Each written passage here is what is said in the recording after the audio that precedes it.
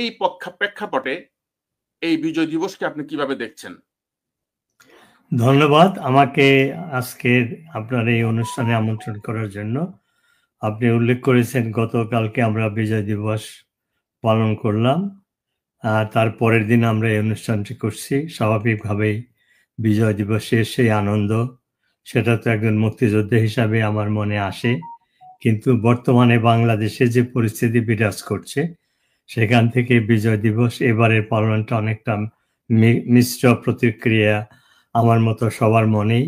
আপনি উল্লেখ করেছেন বঙ্গবন্ধুর নাম উচ্চারিত হয় নাই, বঙ্গবন্ধুর মাজারে বা বঙ্গবন্ধুর বাসভবনে, বঙ্গবন্ধুর স্মৃতিসৌধতে সম্মান দেখানোর সুযোগ দেওয়া হয় না, সেগুলো আর্মি পুলিশ দখল করেছে। মহিলা যারা দর্শক বা মহিলা যারা বঙ্গবন্ধুকে শ্রদ্ধা জানাতে গিয়েছিল তাদেরকে অপমান করা হয়েছে। তো এগুলো তীব্র নিন্দা জানাই আমি।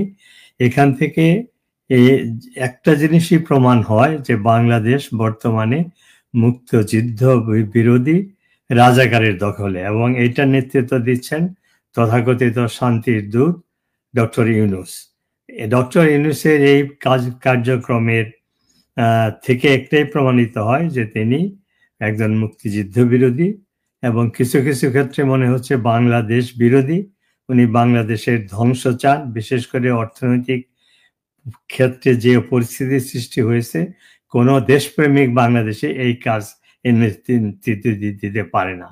তো ওভারঅল এবারে বিজয় দিবস একটি ব্যতিক্রম ধর্মী বিজয় দিবস, কিন্তু যদিও সরকারিভাবে বঙ্গবন্ধুর প্রতি সম্মান দেখানো বন্ধ করা হয়েছে, বিজয় দিবস সেইভাবে মুক্তিযুদ্ধের চেতনায় উদযাপিত হয়নি, কিন্তু সাধারণ মানুষ বঙ্গবন্ধুকে শ্রদ্ধা দেখিয়েছে।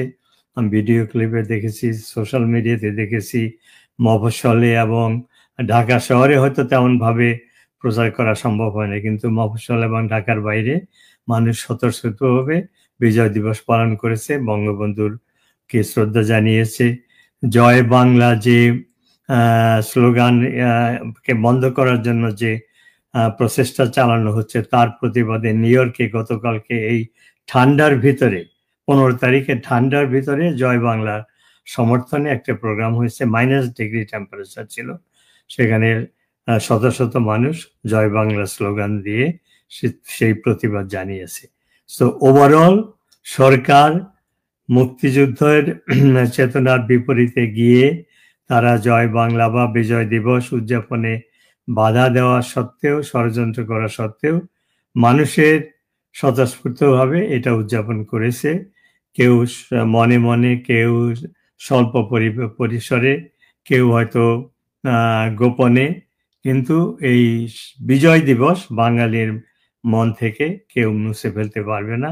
এই বিজয় দিবসের আনন্দ উৎসব উদযাপন এটা সাময়িকভাবে হয়তো সে আগের ভাব নিয়ে এবার উদযাপিত হলো না, কিন্তু আমি আশা করি ভবিষ্যতে এটা হবে, এবং যতদিন বাংলাদেশ থাকবে ততদিন বিজয় দিবস আমরা উদযাপন করব। জয় বাংলা স্লোগান আমাদের মনের ভিতরে থাকবে, কেউ মুছে বলতে পারবে না।